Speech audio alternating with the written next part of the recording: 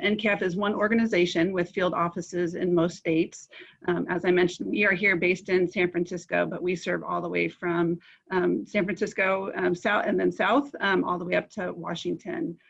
Each office provides a number of programs and services to help patients, families, and professionals to help people at risk. We'll talk more about these resources later in the presentation, but I just wanted to share really quickly, if you don't mind going to the next slide. We have a number of resources to help answer your questions and manage kidney disease. Our NKF Cares helpline staff are available by phone or email. And by phone, they can be reached at 1-855-653-2273. That's 855-NKF-CARES or nkfcares@kidney.org for educational information and support.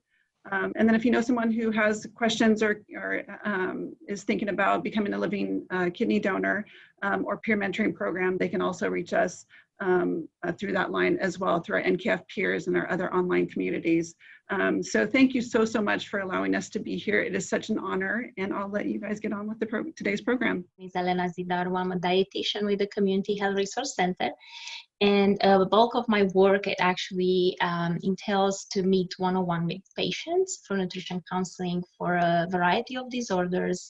I work with preventative, I meet with people with high cholesterol, pre-diabetes, just kind of make lifestyle changes and diet changes to prevent the development of chronic diseases, but also disease management. So patients that already have diabetes, of heart disease. I work a lot with cancer patients too, in different settings, radiation, chemotherapy, and breast health center and breast cancer patients, and a lot of also appointments with the patients with GI, gastrointestinal disorders, to just manage their symptoms through diet and improve their nutritional status.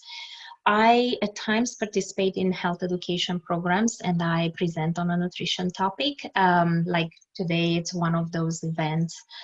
And I am excited to share with you that a part of how this came together as the class series. So we started that last year, and I offered the same class in person last year in 2019 in August, and there was a partnership with the National Kidney Foundation, and was something important here at CHRC that all the dietitians, the four of us, talked about how often when we have a chronic kidney disease patient, oftentimes people don't know that their kidney function is decreasing, and they, sometimes they're told that, oh, you have chronic kidney disease and you're stage 4, and or the doctor kind of starts to send the patient to a nephrologist and talk about dialysis, and it's just like such a scary experience. And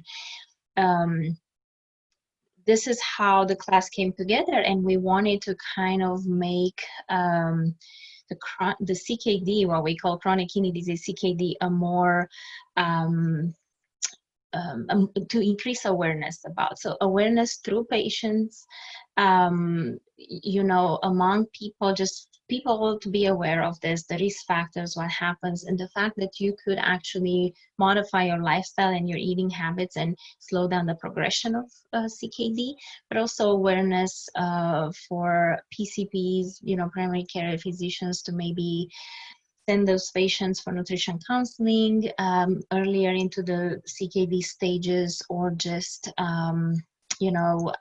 talk about it with their patients, and then bring the awareness of this disease.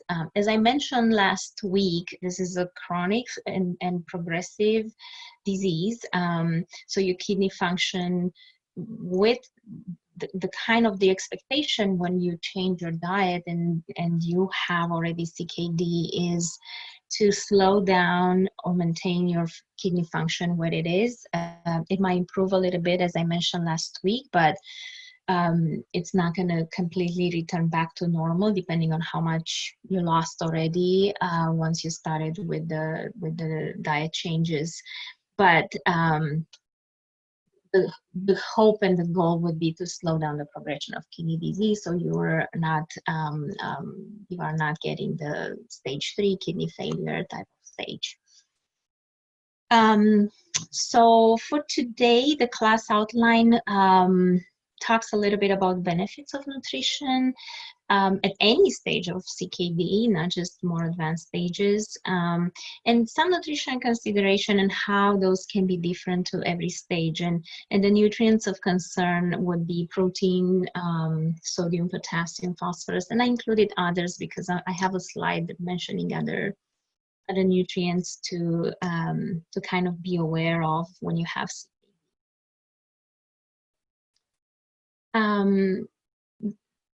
definitely the current research shows that medical nutrition therapy that you'll see abbreviated on my slides as MNT for CKD improves the biomarkers and slows time to dialysis.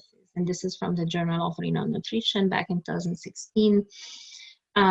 So definitely patients that receive this nutrition therapy, nutrition counseling versus the ones that didn't, they were less likely to start dialysis and had also an improvement in nutritional biomarkers. On top of that, the nutrition interventions also help with better glycemic control, blood glucose, blood sugar, better blood pressure control. And we talked about last week that those two, the diabetes and the blood pressure, tend to be the main reasons and the main risk factors. So there's definitely no doubt that the nutrition interventions are very beneficial.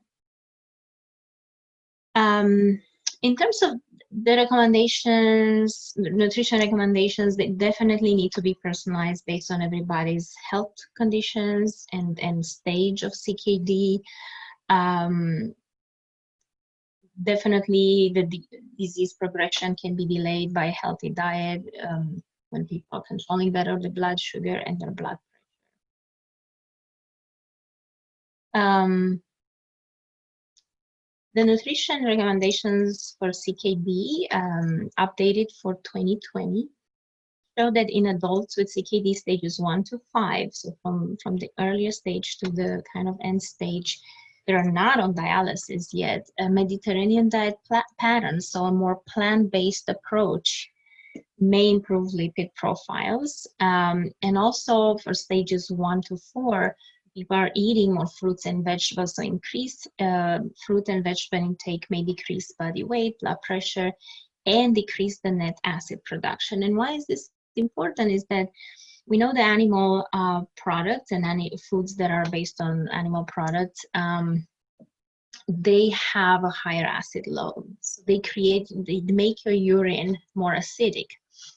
And the plant-based foods, the fruits, the vegetables, legumes, nuts and seeds, grains, those tend to, especially whole grains, not the refined ones, they create a more alkaline urine. So that's where this acid production, the net acid production decreases, because a plant-based diet basically balances and makes your urine less acidic. That with more acidity, it's known to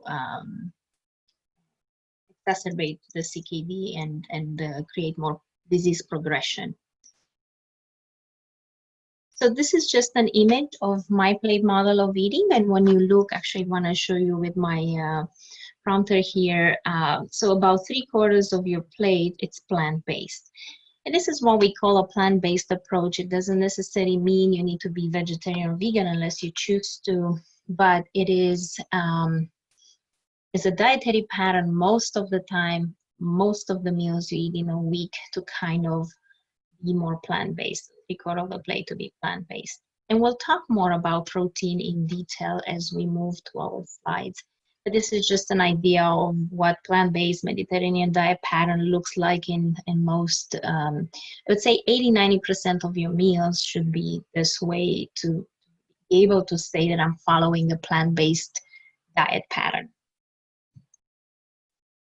So as you were able to see earlier in the class outline, we're revisiting those nutrients of concern: protein, sodium, potassium, and phosphorus, and we'll take each one by one. we'll start with protein. How much protein should I eat? The more I think, the more confused I get. It's been a controversial kind of topic for several years. How much protein? We know that excessive protein intake increases waste in the blood, and kidneys, they have to work harder to remove it. So those the protein we eat breaks down into amino acids when we digest them and we absorb those in our blood. And then those metabolize and create more nitrogen, which is a waste kind of product of amino acids. And that's what, would be excreted by your kidneys in the urine. And the more protein we eat when we have CKD, not when we have a healthy kidney, but when we start to lose the function of our kidneys, the more strain we put on our kidneys. Many studies nowadays suggest that limiting protein intake and following a plant-based diet pattern may slow the loss of kidney function. And that's kind of what we're recommending in terms of protein. But as I said, the low protein diet for CKD has been controversial for the last years because, again, was not clear about the benefits, how much it can slow the CKD progression. It was a concern with increasing risk of malnutrition, especially in elderly, just because you're not getting enough protein, you might lose more muscle mass. And it's also hard in a way for a lot of people to follow a low protein diet, especially in our today's society with current dietary patterns. Most people actually eat more protein than it's recommended that we would need for our body to just function, and use protein for muscle mass, for antibodies, for digestive enzymes. We use protein to create all those things in our body, but we don't need as much as we actually tend to eat. So because of that, and we're used to eat much more protein, low protein diets seem too restrictive for a lot of people.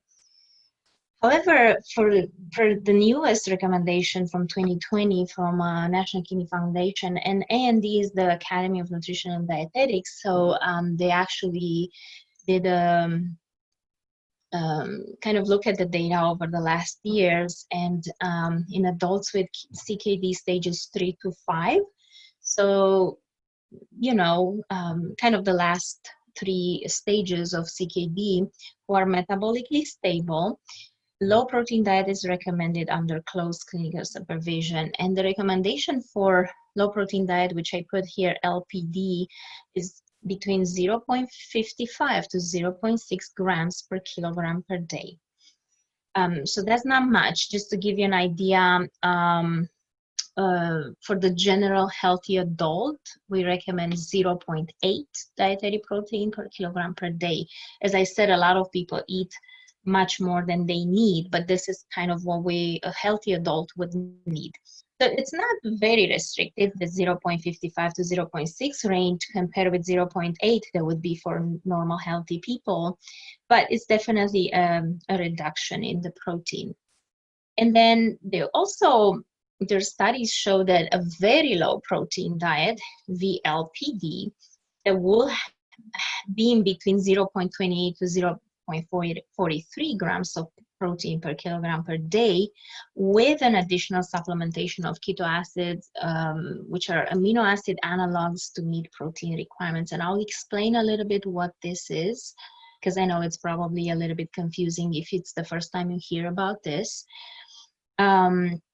So that very low protein with the supplementation of those keto acids analogs is also recommended as a way to slow down the progression of CKD. So the keto acid analogs, so they're basically supplements. It's not like I can tell you those foods are high in those. So it's a medical food, and it's sold as a medical food. They will provide extra protein to supplement a very low protein diet, like the one I just described, without providing the additional nitrogen. So those keto acid analogs are not basically, when we break them down in our body, are not producing that additional nitrogen waste product that will put more strain on your kidneys, but will provide your body with some extra protein, so you're not malnourished or lose muscle mass because you're eating too low, an amount that's too low in protein. So this was the kind of the easiest way I was able to explain, because it's all about the chemical formula, how those work in our body, and I was trying my best to break it down. So basically, it's a medical food. It's something you're gonna take daily while on a very low protein diet to help you have your body get the extra protein without having the extra waste material to put more strain on it. And I hope it makes sense. If we have questions, I can try to address them right now, as opposed to wait until the end. Oh, I'm sorry, I moved this too soon. What I also wanted to say that it's been shown that those very low protein diets that are supplemented with those analogs can reduce the progression of CKD and slow the onset of uremic symptoms, which can be fatigue, loss of appetite, itchy skin, things that people more towards the end stages of renal or CKD experience, and they can improve the nutritional markers too. What I want to actually mention, those keto analogs sound kind of like ketogenic diet, so they have no relation to the ketogenic diet. That's a high fat, low carbohydrate diet that people use for weight loss, for diabetes management, for other reasons. The kind of trendy, popular diet those keto analogs are not related with that diet, even though kind of they sound, the keto part is the same. And I know people can get confused about that, thinking that, oh, maybe a ketogenic diet will create those keto analogs. It's nothing like that. As I said, this is a medical food that people will take while they're on a very low protein diet for CKD management. And the dose that they recommend per kilogram per day is 0.1 grams, which basically somebody that's 60 kilos will need about 6 grams a day. This medical food, I think, comes in a maybe 2 gram scoop, so then would be 3 scoops throughout the day of this while you're taking your very low protein. But we don't need to spend more time. I just wanted for you to be aware of. This is a very new recommendation from this year. It's been researched and used in other parts of the world for some time, but in the US, in terms of FDA approval and research to really show and support the use of it, it's very new. In adults so I was talking about and I want to go back to this slide.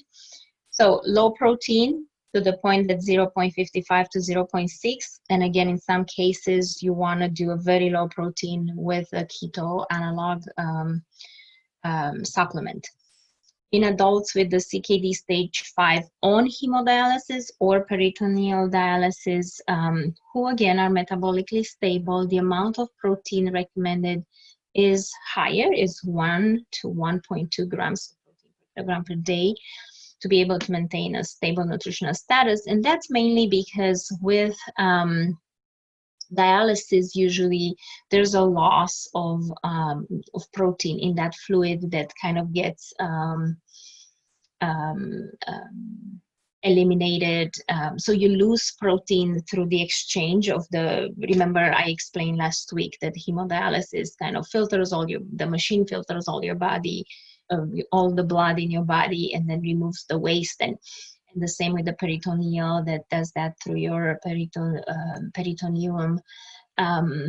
So that when you flush the waste material from your body, you lose some protein too. So and basically you have a way to filter and get rid of the waste material. So you don't need to be that restrictive with your protein. And because of the protein loss, you actually need extra than a healthy individual that would need just 0.8 grams per kilogram per day would need.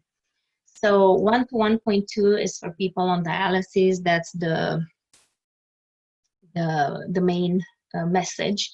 And then for people with diabetes not on dialysis, just CKD stages 3 to 5, it is reasonable to recommend 0.6 to 0.8, so to be a little bit less restrictive, to maintain a stable nutrition status and optimize glycemic control, because a lot of times if you're that low in protein and you need to lower the carbs to control blood sugar, there's not much left to eat. And for those patients, in order to slow down the progression of kidney disease, as I said, the main goal would be to actually optimize your glycemic control.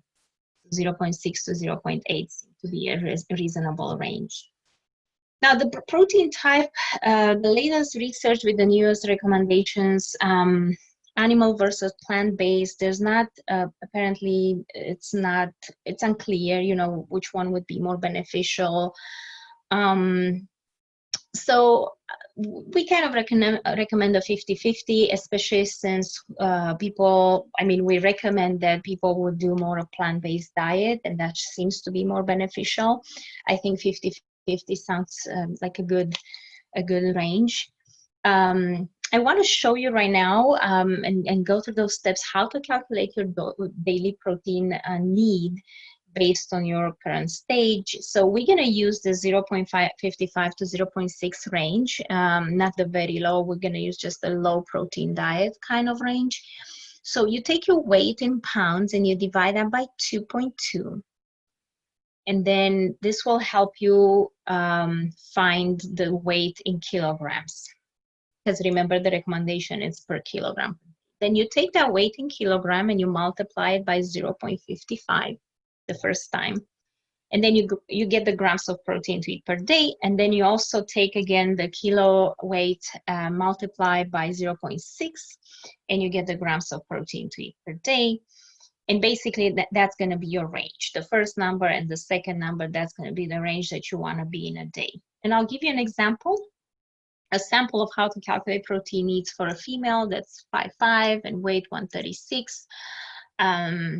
So 136 pounds divided by 2.2, that's 61.8 kilograms. I multiply that by 0.55 first, and I got 33.99 grams protein. I'm rounding up to 34 grams of protein a day. And then I'm doing the same math, 61.8 kilograms multiplied by 0.6 to get the 37 grams of protein. So my range would be, 34 to 37 protein per day.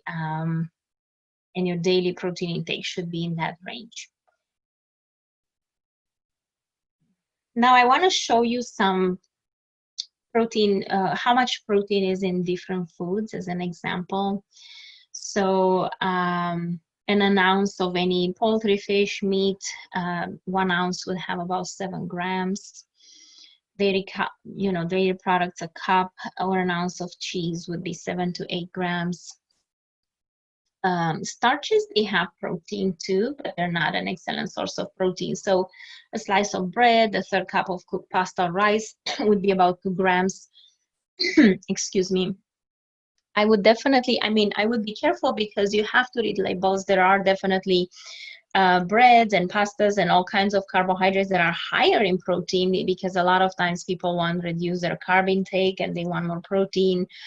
And there are those products that don't assume that every bread or every even pasta would have only about 2 grams per serving. Some can have up to 7 grams, depending if they're fortified, as I said, with higher protein ingredients. Vegetables, half a cup, a gram, fruits, none, fats, none. And then we have here's some example in the deck of cards of poultry, fish, meat. You have 21 grams because they're 3 ounces multiplied by 7. Soy milk would have 5-6 grams in a cup. I'm just kind of randomly choose some. Quarter cup of grated cheese, 7 grams. 2 tablespoons of Parmesan, 4. Egg, 1 egg would be 7. And then we have more plant-based here, nuts and seed, quarter of a cup, 7. Beans, half a cup, 7 grams. Hummus, quarter of a cup, 6 grams. And then at the bottom, we have quinoa, cooked quinoa, a cup, 9 grams. Brown rice, cooked, 1 cup, 5 grams. Those are just some examples of how much protein in different foods, in different amounts. And I want to give you a sample menu for 36 grams of protein. You know, remember our range for a 136-pound female. So breakfast can be 3/4 of a cup of oatmeal with honey, plus 1 hard-boiled egg and a cup of strawberries. Lunch, a sandwich with 2 slices of bread, maybe 2 ounces of tuna salad, lettuce, tomato, mustard, mixed green salad on the side, an apple at the end. And dinner, a quinoa bowl that will include half a cup of cooked quinoa, 1/4 of a cup cooked black beans, and then some chopped cucumber, tomatoes, maybe in a salsa form or pico de gallo, whatever you like, and some sliced avocado, a cup of raspberries with Cool Whip. So this is an example, and I bold the amount of protein from all of them, and 36, which is pretty low. And this eating plan will fit into that kind of protein restriction. Now I want to move to the sodium, because this is an important micronutrient when it comes to CKD. Lots of foods will have naturally occurring sodium, but it's never going to be that much. I mean, in a day with a variety of foods that you're eating, fruits, vegetables, dairy products, you might get 500 milligrams of sodium maybe. So though the naturally occurring sodium in foods is not very concentrated. Salt is a major source of sodium in our diet, and that's mainly from processed foods. They use the sodium as a preservative, you know, to preserve the food, to flavor the food. And of course, the salt is also when we cook and add, but I would say that 75% of the sodium in our diet will come from processed or packaged foods or restaurant eating, kind of outside of our salt shaker that we use to salt our food, or salt that we use in our cooking. Table salt is not equal to sodium. So the table salt is about 40% sodium and 60% chloride. So it's not 100% sodium, right? So we have some conversions here. So 1/4 of a teaspoon of salt is about 500 milligrams of sodium. So a full teaspoon of salt is about 2,000 milligrams of sodium. And this is what we recommend, right? 2,000 or less. People that really have more advanced stages and high blood pressure is not well controlled, we say like 1,500 milligrams a day would be a better number to aim for. But in general, 15 to 2,000 milligrams of sodium would be a recommendation for a low sodium diet, and that's basically roughly a teaspoon of salt. That's how it looks visually. So sodium is definitely one factor contributing to high blood pressure. And you have this vicious cycle here that I want to use my cursor to show you. So you have high blood pressure that damages the kidneys, blood vessels, the tiny, remember the sieve, the tiny microvessels. And then because those are damaged now, kidneys cannot remove waste and extra fluids properly. Those build up, so in your body and your blood vessels, you build up extra fluid, and that will increase more your blood pressure. And then you do the cycle again, that will further damage your kidneys, and you keep being kind of stuck in this loop like a hamster on a wheel. I think I mentioned last time too that sodium can, besides the fact that it basically facilitates this fluid buildup in your blood vessels that contributes to your blood pressure, the way it contributes to is that it kind of stiffens your arteries in time, can affect the lining of your blood vessels, and that will make your arteries less elastic and stiffer. And because of that, you build more pressure into those vessels that are not as flexible as they should be. For sodium recommendations, I mentioned that already, that you limit to 2,000 milligram or lower, 15 to 23. per day. I mean, 2,300 milligrams, it's kind of what we recommend for a healthy individual. Again, somebody with CKD or blood pressure, we say 2,000 should be the maximum. I mean, it's just a 300 milligram difference, but sometimes that can be important. I want to mention that regular table salt, iodized or not, sea salt, kosher salt, Himalayan salt, you name them, are all equal when it comes to sodium content. So per the same amount, they have the same sodium, that's 40%, right? So they're not different and they're not less, or they're giving you less sodium. However, what I would say, and it can make a difference because I work with a lot of patients and they share a lot of experiences with me. So if you feel that, let's say, a sea salt or a kosher salt that you used, or a Himalayan salt, salt's better and you're using less because of that, that can help you actually. I would keep using that salt because that can help you lower your total sodium in a day. Some people report that, they say, well, with this new salt that I'm using right now, I just use a little bit and it's just like it does the job basically better with less amount, and then it helps you save. We recommend, especially for CKD patients, to avoid using salt substitutes like light salt, no salt, because products that are labeled lower salt, because they contain usually potassium chloride. So they replace the sodium chloride with potassium chloride, but that can actually increase potassium in your body. And if you have CKD, more advanced stages, and you're already having a hard time to get rid of the extra potassium from the foods you're eating, the potassium can build up and can be dangerous. So I won't use those salt substitutes. High sodium foods, it's good to always review and be aware of those. Definitely processed foods, fast food, restaurant food. You just assume that any kind of restaurant food, from fast food to fine dining, will be quite high in sodium. Sometimes it's the nature of doing more in bulk cooking that you use products that are high in sodium. But I remember I had one day in my office a chef at a famous restaurant in San Francisco, and he he was telling me how much salt he uses on his steaks, and also he had a book that thick about salt and what does to your taste buds and the whole experience of eating. So when you eat out, just assume it's going to be a lot. Most frozen and canned foods are having, again, there are plenty of frozen vegetables with no salt added, and even canned foods right now with no salt added, and they label it this way. So not all of them. I think we're getting better with those products to reduce the sodium or have essentially no sodium added. We figured out a way to freeze and can foods with now adding that much salt anymore. Smoked and cured meats are still high in sodium. Most cheeses is just the process of making the cheese and uses the sodium.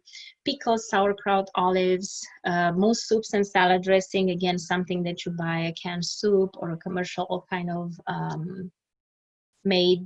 restaurant made type of soup, it's quite high. Salad dressing, marinades, also most commercially prepared sauces, condiments, seasonings, many breakfast cereal and breads actually, and that's why it's good to always read the labels, because you could not assume it's going to be a bread that has 0 milligrams of sodium, or let's say 20 milligrams, like nothing, and then there's going to be a bread that in a slice will have 300 milligrams of sodium. And think about in a sandwich, just from the bread, you get 600 milligrams of sodium. So don't assume, read the label when you buy a product that has that nutrition label. And that's my last statement. Always read the nutrition label and the ingredient list. Ways to reduce sodium. How do we live without the sodium or the salt? If we cut back on that, are we gonna not enjoy the food anymore? Is this gonna be bland hospital type of food? A lot of people think that that's the case. You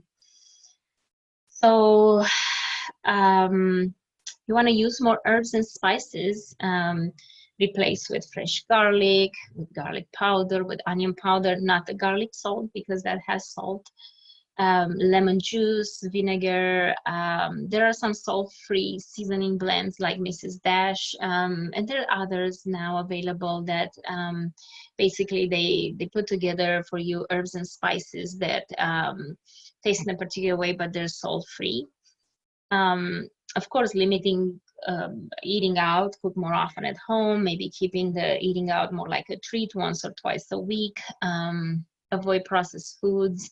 Try to eat more whole foods and not foods that are coming in a package and they're highly processed. I had here, because of some of you that are more into cooking and gourmet cooking, you often want, when you cook at home, to have that acid finish. You add more salt because of that, and I wanted to say you can get that from vinegars or lemon juice, you know, kind of squeezing that on your food. Adding that at the end can help, and then can save you using extra salt. Again, making salad dressings at home and marinating your own meat, as opposed to when you buy a marinated meat that, you know, or chicken in a store. The marinades are nice because of extra flavor, because of extra tenderness when you cook the meat or the chicken. But the thing is, when you buy it already in the store, it has a lot of sodium. When in fact, when you make it at home, it's just so easy, and you know, you could add only as much as you want. I often add, I put in a Ziploc, let's say chicken, right? Especially chicken needs to be marinated so it maintains the juiciness and it doesn't dry out too much when you cook it. So I usually add, you need for a marinade to add a fat, and I use olive oil. You need to add an acid, and I usually use lemon juice for that. Again, you could do vinegar or tartar sauce, but I add the lemon juice often because I have it on hand.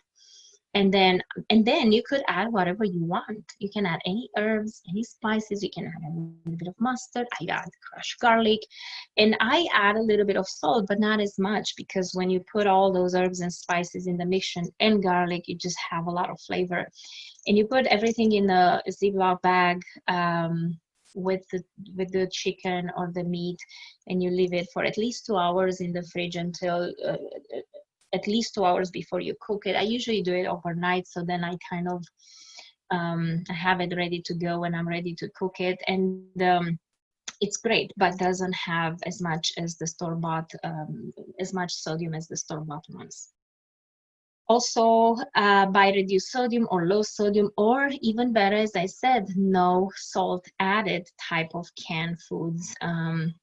Also, I want to mention that you could rinse, for example, canned beans. You rinse them well, and it's been shown that you can actually get rid of the extra sodium. I can't tell you exactly how much. There's some articles that said up to 20–40%, but I cannot guarantee. I would say if you don't have a no salt added canned beans, for example, and you have a reduced sodium or a low sodium, just give them a rinse, and if you get rid of some extra sodium, that's even better. Another macronutrient, so we covered the macronutrient protein and the micronutrient sodium, which is a mineral. Now the third one is still a micronutrient, potassium. It's still a mineral in our body. And sodium and potassium, they kind of work together to keep the water balance. I think I explained last week how we have at each individual cell, we have a sodium-potassium pump that actually help keeping the fluid, the right amount of fluid inside the cell, the right amount of fluid outside of cell, the right amount of fluid in your blood. So it's like their job is to basically keep the fluid in our body where it should be so our body can work properly. The role of the potassium in our body is to keep this water balance along with the sodium, but also helps with muscle contraction. It's involved in the muscle contraction. And think about why it's dangerous to have too high potassium or too low potassium in your blood is because your muscle is, your heart is a muscle. So, and it contracts every few seconds. I don't remember exactly, but it contracts continuously, right? So it's very important for our body to keep a normal potassium level in our blood, because that's involved in muscle contraction. And if we have too much or too low, we can have arrhythmias. We could actually, too high potassium or too low potassium can lead to death, because your heart muscle won't be able to contract properly. And then kidneys, they help removing excess of potassium. So, you know, with the normal kidney, we eat different foods, we don't restrict. We might get sometimes one day quite a bit of potassium, one day not that much, but the kidneys will keep an eye on, okay, you ate too much potassium, they will excrete more, so you keep that balance in your blood. You didn't eat much potassium today, well, your kidneys will recycle that potassium and keep more in your blood, and less will eliminate less in your urine. So then again, you have that balance in your blood, the level that your heart needs. So the kidneys are actually balancing this potassium, and when they don't function as well anymore, oftentimes they're not able to excrete it properly, and then it tends to accumulate in your blood. So creates this high potassium state that's, again, can be life-threatening, and definitely it's dangerous for your health. You know, for somebody with CKD, they test potassium levels quite often. Most doctors, they want the potassium level between 3.5 to 5 to be safe. 5 to 5.5, it's high, and it's kind of in the caution range for most doctors, and then over 5.5, it's kind of dangerous. Point. The normal range is between 3.5 and 5.0. And when potassium is too high, because your kidneys are not getting rid of it properly, it's a state what we call hyperkalemia. That means basically too much potassium in your blood, and then we recommend a dietary restriction for potassium. So you want to actually keep the potassium under 2.4 grams a day, or under 2,400 milligrams, because a lot of foods and lists of foods, when they show how much potassium, it's going to list it in milligrams. Even on some nutrition label, you're going to see milligrams. So that's why I want you to have the 2,400 milligrams number. It should be less than that. There are other causes of high potassium that are not diet related, not because you're eating a lot of potassium, high potassium foods. You know, it can be some blood pressure meds, uncontrolled diabetes, acidosis, chronic constipation. Some diuretics can decrease the potassium, so you're like becoming hypokalemic, which again is not good either. Or there are some diuretics that will kind of make you lose more potassium in your urine. So definitely, if you have abnormal potassium, mainly high potassium, you check with your doctor to eliminate other possible reasons for that high potassium. So before you start restricting your diet, because a lot of high potassium foods are actually healthy, nutritious foods. So you don't want to be more restrictive than needed. And you have here, and then we're going to include in the handouts, I'm going to send you those lists of high potassium foods and how much in different servings, the same with phosphorus. So I don't want you to memorize any of those, but there are lots of fruits and vegetables. They're listed here. There are other fruits like beans, legumes, and nuts and seeds, mainly almonds, pistachio, hazelnuts, that are high in potassium. Any protein food like meat, chicken, fish, milk and yogurt. So a lot of foods are high in potassium, definitely. Potatoes are some of the highest, and tomato sauce, because you concentrate, you know, more tomatoes in the tomato sauce versus the fresh tomato. And I put here the top, you can also enjoy smaller amounts of the following. So when people are asked to manage their potassium through diet, to restrict potassium, you know, you still have a budget less than 2,400 milligrams, so you can still have room for some potassium foods, but probably from the high potassium list one, you need to limit to 1 to 2 servings a day, or eat smaller servings so you don't get that much, because it can add up quite fast. Especially, as I said, potatoes are some of the highest. Like, I think half of a potato is like 900 milligrams or something. So it's very, very high in potassium. Lower potassium foods, you could eat more liberally from those. Those are actually the definition of lower potassium foods as less than 200 milligrams per serving. And those can be different fruits, apples, berries, peaches, pineapple, vegetables, again, broccoli, raw spinach. And some nuts are lower in potassium than the 3 ones that I mentioned. So those would be your walnuts, cashews, pecans, peanuts. So those are the ones that tend to be lower in potassium. You could also leach potassium from vegetables, especially the root vegetables like potatoes, sweet potatoes, beets, rutabaga, yucca, etc. And usually the way you do this, you wash them, you peel them, you slice it, maybe 1/8 of an inch slices, and then you add 2 times the amount of water to the amount of vegetables, and then you bring the water to a boil, you change the water, and then you continue cooking those vegetables until they're soft and tender. In this way, you leach some of the potassium in the water that you kind of get rid of. Phosphorus is another mineral micronutrient that's important for CKD to kind of watch. The role would be that it builds healthy, strong bones, so it's involving bone health. And the kidneys, again, will be responsible to removing the excess phosphorus. I abbreviated PO4, that's the chemical abbreviation. So in CKD, again, people accumulate phosphorus in their blood. And what that does with potassium, we talked about muscle contraction and heart, and can increase the risk of heart attack. But the high phosphorus,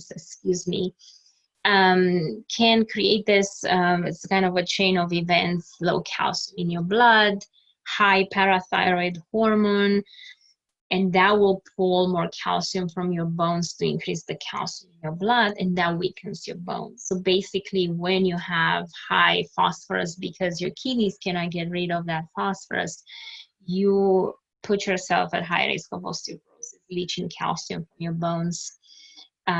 Because what happens also with calcium, it's an important mineral in our blood, and it's also involved in muscle contraction, and we need to have a stable amount in our blood at any time. However, if your calcium is too low because you have high phosphorus, then we have a mechanism to break down bone to get the calcium in your blood, so then your muscles can contract. So that's what I wanted to share about phosphorus. For the phosphorus recommendations with CKD, we say when people, again, the blood levels, so this is also with potassium, we don't recommend at a certain age, a certain stage of CKD to restrict those. It's more based on your lab values, and if your potassium is too high, then you need to restrict potassium, or if your phosphorus is too high, you need to limit, and usually the amount to limit to it's about 800 to 1,000 milligrams a day. In a way, the good news is that when people follow a low protein diet, they also more or less automatically follow a low phosphorus diet.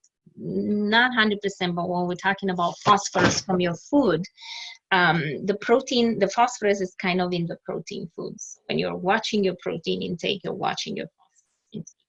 However, there are lots, unfortunately, of phosphate preservatives and additives and color enhancers that are used in processed foods as food additives that will, what we call the phosphates, and you'll see them on the ingredient list. Calcium phosphate, sodium phosphate, 3-calcium phosphate. So that they had this phos phosphate or phos words. So those are just food additives, and sometimes might not be in a high protein food, maybe in a high carbohydrate cracker that you get lots of phosphates, and those actually, the phosphorus from those processed foods also is more easily absorbed, as opposed to the phosphorus that's naturally occurring in foods. So it's more dangerous because it can build up more easily in your blood. So what we recommend initially is that even at earlier stages, if you can actually avoid those more processed foods and those with phosphate additives, also drinking dark colas like Coke, Pepsis, those actually have the phosphates in. And that would be kind of best approach, as opposed to reducing. And as I said, with more advanced stages, people are eating on lower protein diets, so really not getting a lot of phosphate from their food, the naturally occurring phosphorus from their food. As the GFR reaches 15 mLs per minute, and remember that's kind of more approaching, I mean, it's in stage 5, approaching dialysis type of situation. Phosphate binders may be necessary, and those can be taken with meals and then they absorb the phosphate in the GI tract. I think even in the stomach, they absorb the phosphorus from your food. So, and they bind it, so then it kind of gets flashed out through your feces out of your body, so your kidneys doesn't have to process that. They're not going to get absorbed into your blood to end up in your kidneys to filter as urine. They end up in your colon and in your stool. Sources of phosphorus in the diet, I mentioned, those are basically your high protein, I mean, with some exception like beer, chocolate, colas, you know, dairy products are quite high, but those are high protein foods too. And I mentioned that the phosphorus containing additives are better absorbed than naturally occurring phosphorus in foods like fruits and vegetables. Other nutrition considerations, calcium. Again, we want to ensure adequate calcium intake to avoid both low or high calcium levels of calcium in the blood. We say do not exceed 2,000 milligrams of calcium a day. I mean, most people need between 1,000 and 1,200 milligrams a day based on their age to maintain their bone health. We should not take much more than that, and definitely we should not take more than 2,000 milligrams of calcium from diet or supplements. Vitamin D, remember one of the roles of kidneys from last week was that kidneys activate vitamin D, and obviously patients with CKD and decreased lung function, and they might have a high risk of vitamin D deficiency. They may not be able, their kidneys may not be able to activate vitamin D properly. You need to test and keep an eye on your vitamin D levels, supplement accordingly. You know, if your blood calcium gets too high, probably stop the vitamin D supplementation. And that can be a conversation that you have with the doctor to kind of manage that. Because vitamin D actually increases the absorption of calcium. So if you already have too much in your blood, you don't want to take vitamin D to increase the absorption of calcium.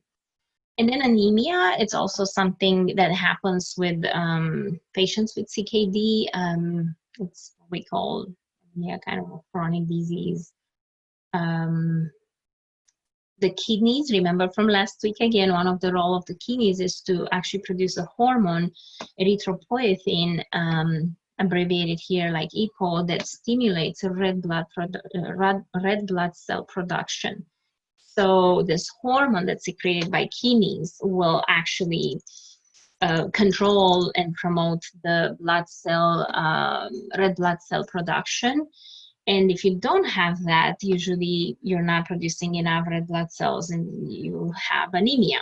And a lot of times CKD patients need to take this hormone. I think it's an injection, but because your body, your kidneys are not working to make it, you need to kind of have a medication to help you and help your red blood cell production. What else should I know? There's no one diet is right for everyone with kidney disease or kidney failure. Again, based on what else is going on, it's better to talk with a professional and kind of have someone to tailor it specifically to your needs. What you can eat or cannot eat will change over time depending on also your stage you're in, and depending on if you have diabetes or heart disease and other comorbidities. As I said, it's important to talk with your doctor and likely to see a dietitian and get some help for individualized nutrition advice. I gave you today kind of an idea of what the nutrients of concern are, but as I said, depending on where you are with your stage of CKD and what's going on, you need to prioritize things a little bit differently.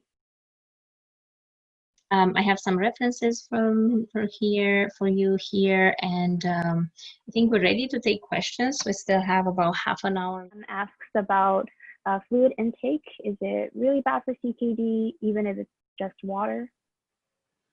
No, I mean, again, depending on the stage, if somebody, it's end stage kidney disease and they cannot really have any urine output or they have very little, that's a different story. That means they really cannot get rid of the fluid, and then fluid restriction sometimes may be needed.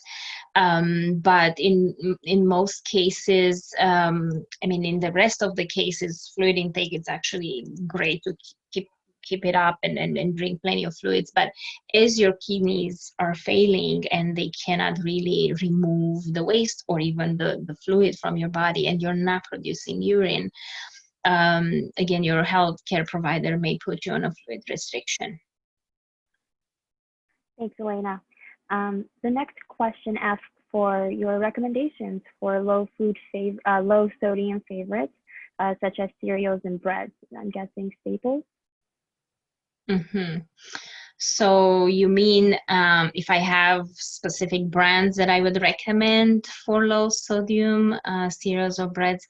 As I can tell you, I don't like to recommend brands usually, just because there's so many, first of all. Secondly, I don't know, it's a part of like marketing. I usually ask and not ask, but teach my patients how to read labels. So then when you have an aisle of cereal, depending on the store you're at, and it can be overwhelming, but you might like different things, and you go to the ones that you like, the style you like, maybe the type of the cereal you like, and then you turn it on the back and you look at the nutrition label, and you want to make sure that, again, you look at the serving size first. I'm pretty sure next week we'll have, I included for the next week, which is the last class, more hands-on experience, and it's going to be a slide on the nutrition label and how you read it. So that's going to make even more sense next week. But what I wanted to say is that you start with the serving size, and let's say in 3/4 cup, which is a classic serving for a cereal, dry cereal, a 3/4 cup of cereal. If you see that something like sodium is less than 140 milligrams, so it can be 110, it can be 45, it can be 90. So anything that's less than 140 and the percentage next to it, it's 5% or less, that's a good option, because that's the definition of a low sodium, and you want to get a low sodium cereal since it is more like a processed food. So, so that would be, you aim for 5% or less for sodium, or 100 if you like to look instead of the percentage of the milligrams, 140 or less. And you do that for breads too, or any kind of product. Thank you, Elena. Somebody asked, is it possible to cut out too much sodium? No, it's one of those things that it's almost impossible to have to less. Again, our body needs probably about 500 milligrams just for because again, we need sodium and potassium to work with that pump and keep the fluid balance. We don't need that much for that. And then again, we get naturally occurring, there's lots of foods with naturally occurring sodium, and the way our food environment is, you still get some sodium. I mean, you can't really have a sodium-free diet, you know, even when you choose those low sodium that I just described, less than 140 milligrams.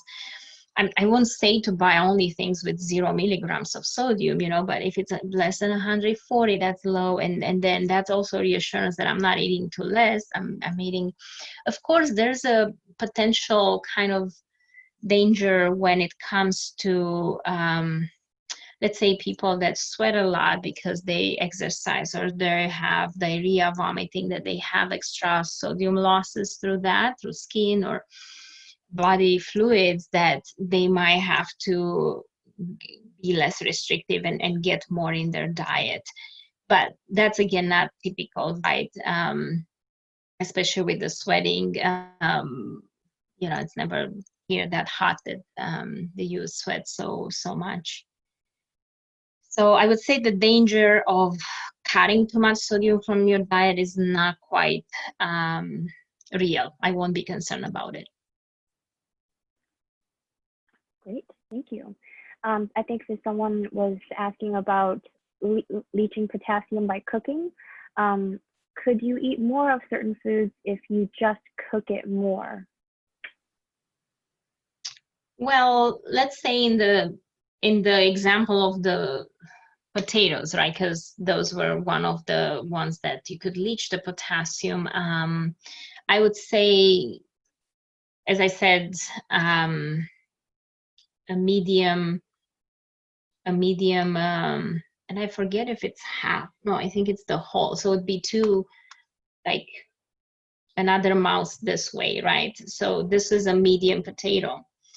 And that can have up to, let's say, 900 milligrams of potassium. And if you really need to, you know, watch your potassium, the way I would kind of compromise, if half of that, this size would be too small, and you really want to have the whole potato, you probably, you know, leaching the potassium out will help you get rid of some. So may allow you to eat a little bit more. However, likely, because I cannot tell you how much potassium, I can't guarantee you how much potassium you're able to leach through the cooking. But I would say for that day, likely you'll have to eat foods on the low potassium list, so that will allow you to still stay in your budget and not do much of the high potassium one. So will help you get rid of some potassium, but it's not a clear science in the sense that do a formula and calculate how much you actually still have. So you still need to be, maybe you could eat a little bit more, but I would probably don't necessarily eat double. Okay, thank you. The next question is more about somebody who missed a bit of what you were saying. They would like you to repeat your explanation for the connection between vitamin D and calcium. Yeah, so I was saying that the vitamin D increases the absorption of calcium from your food. So when you eat calcium foods and you have adequate vitamin D in your body, that can help with increasing the absorption of calcium. So right now, if you have high calcium in your blood because of the imbalances in the, let's say, with CKD, sometimes that happens, you have low or high.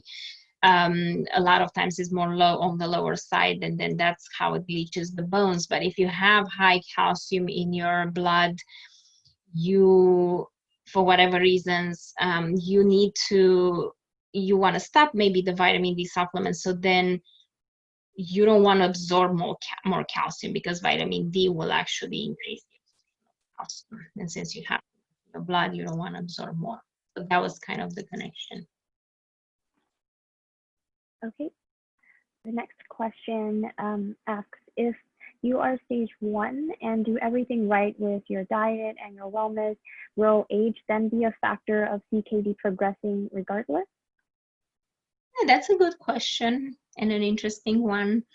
And Amy, you could help if you have more insights into that. I would say with age, it happens that people have some loss of kidney function. However, not everybody, you know, I think there is a natural decrease in the kidney function as we age, but it's not the same with everybody. I mean, somebody can be in their 80 and 90 and still have stage 3. You know, they might not be stage 1 anymore, but they're stage 3 and their kidneys are functioning pretty well, and there's no issue with that. But I would say progressing regardless, it's a difficult one to answer, because I don't know for sure, but I would say likely you may still progress. And let's say if you get to 80 or 90, you might be 3 or towards 4 stage, but you're still fine and your kidneys are still working. But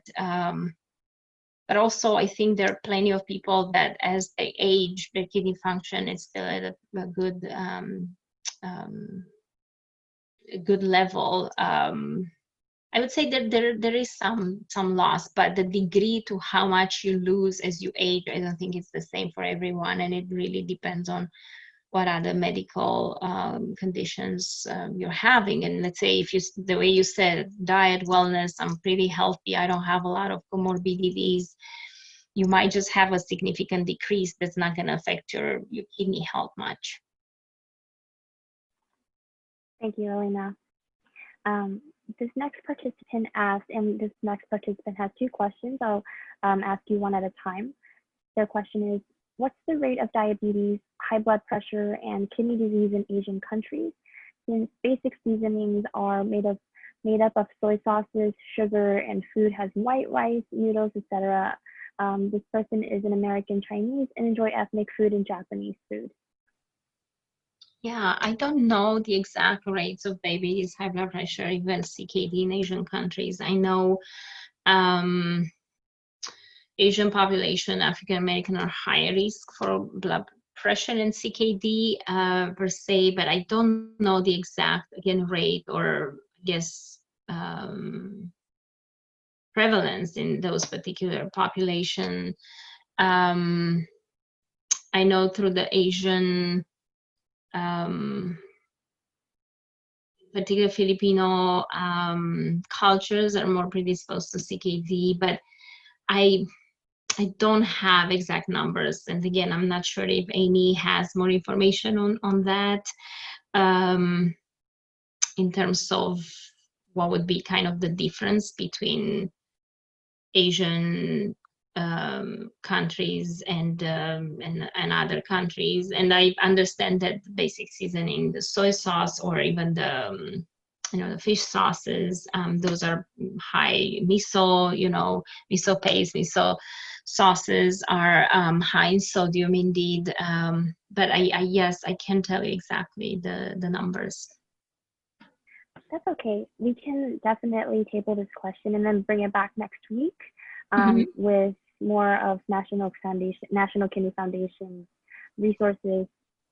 Yeah, to look at that exact data. I'll write it down so I remember to look up.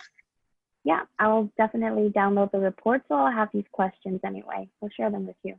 Thank you for that question.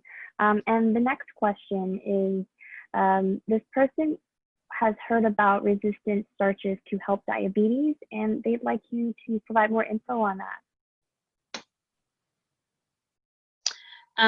So the resisting starches.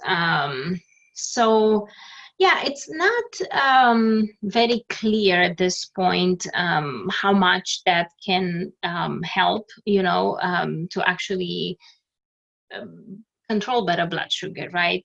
The resistant starches are starches that kind of are not completely broken down by our digestive system, so they kind of end up undigested. So because they're not fully absorbed in your blood, so when you break down chemically a nutrient, let's say a carbohydrate, if you break it down in glucose molecules, and those from your small intestine into your blood, they kind of flow, right? And now you have all that sugar in your blood.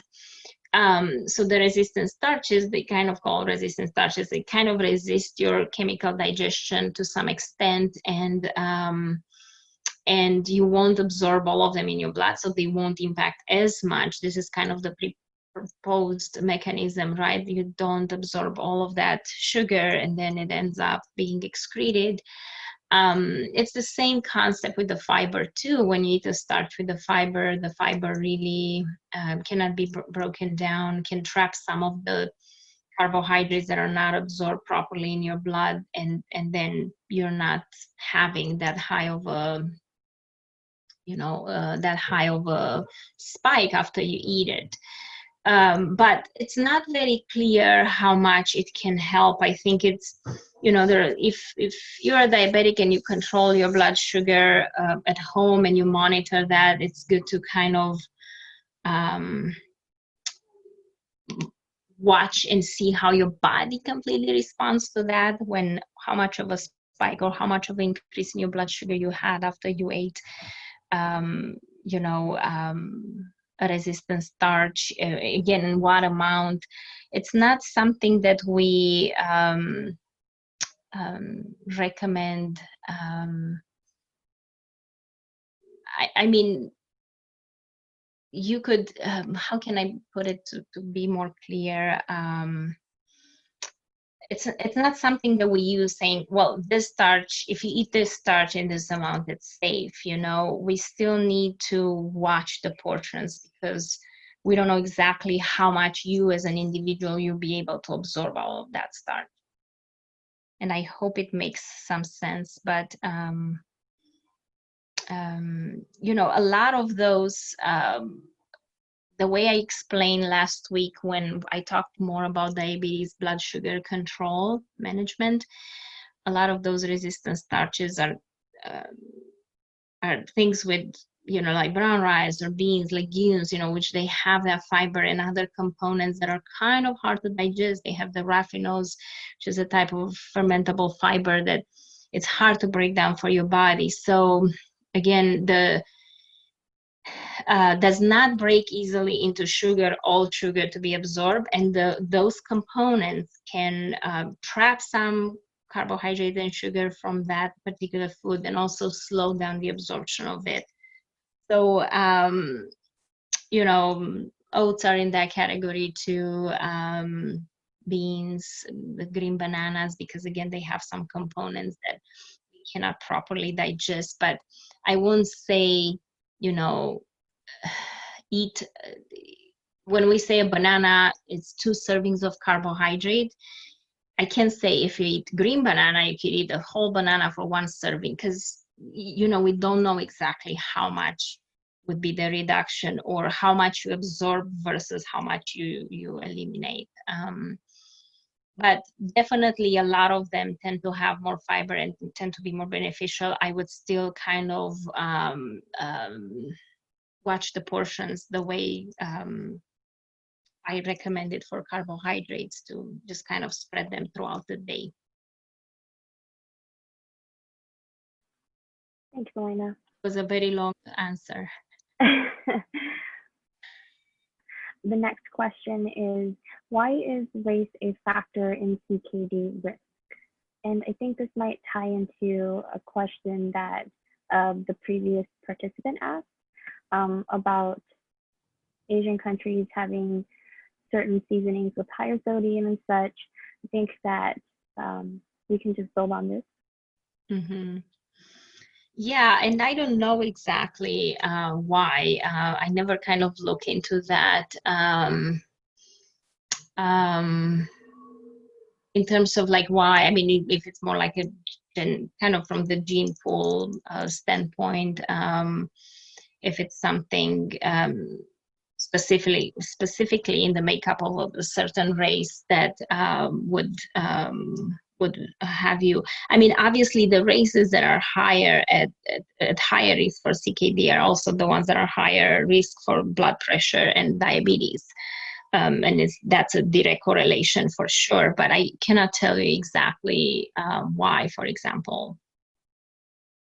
that would be. Okay. This is the final question, and then afterwards we can also just ask anybody who'd like to unmute themselves and we can open the floor up. So this last question asks for recommendations for snacks. This person likes oats and honey or peanut butter and honey on toast, but they're picky, and finding the right foods to stick finding foods to help them stick to their new eating habits, I guess, is tough. Mm-hmm. You said you like oats and honey, or peanut butter and honey on toast. Yes. Yeah, I mean, it depends. And then what I want to say, because it's hard to, I don't know much about you in terms of, do you also have diabetes, or, we need to kind of manage the blood sugar here too, or this is just purely for CKD. I would say it really depends. Next week, I can tell you that we have the class that's covering 100% again nutrition, and it's going to be more with tips and ideas and snack ideas and some meal ideas and suggestions for breakfast, lunch, dinner, snack, that kind of situation. So hopefully you're going to get some more ideas next week too. As I said, like peanut butter, if you don't need to necessarily, if you're not end stage CKD, to really have to limit much your phosphorus. I think peanut butter is the protein. Healthy fat would be a good choice to have, maybe on sliced apples. Again, if you are diabetic, would be better to have the peanut butter on sliced apple, because you have a carbohydrate with fiber, and then you put peanut butter, protein, and fat. If you put it on a piece of toast with the honey, having diabetes will kind of add more carbohydrate load to that snack, and it would be probably a little bit too much, unless you really like just barely drizzle some honey for the taste, and then maybe use a whole wheat piece of bread, not with sugar added or not much sugar added. So that may fit too, but would be probably better to do something sliced apple with peanut butter. So that can be an idea if you have diabetes. So I really can give you more of a individualized response, since I don't know more about you. But as I said, next week we'll have more ideas that people can kind of use based on what's going on in their personal medical history. Wait, those are very good questions, I have to say, and pretty, as I said, good and complex, and very detailed about like a very specific thing, which I usually, we usually get more general questions. So I like this group that asks a lot of good questions. Definitely. Great questions. We hope I'll see you next week with, as I said, more practical kind of ways to implement those dietary recommendations that were discussed today. So I think it's my favorite part, because it just kind of puts things more into practice. But yeah, I'll see you next week. I don't have anything else to add. Thank you so much for joining us today and taking the time to be with us and listen to my talk for an hour and a half. It just went by pretty fast, I would say, but I really enjoyed it. Amy, are you able to join us again with your camera and say any last words? Oops. Yes, thank you so much. It was a wonderful session, and we look forward to seeing everyone again next week. And I think Patty is got all of the questions, and will be prepared to respond to them, to close any gaps on those. Fantastic. Yes. So next week, same time at 3 p.m. That's next Tuesday. You can use the exact same link that you clicked, or the exact same code that you have. Nothing changes. And if you registered for us a while ago, you should still receive a reminder email about an hour before the event begins. And we really hope to see all of you again. Come with your questions. We save a lot of time for it, and we love interacting with you. I will stay on a little bit longer so everybody can have access to that link I said in the chat box. But Amy, Elena, thank you so much. And thank you. Bye, guys. Forward to being back. Take good care. Bye.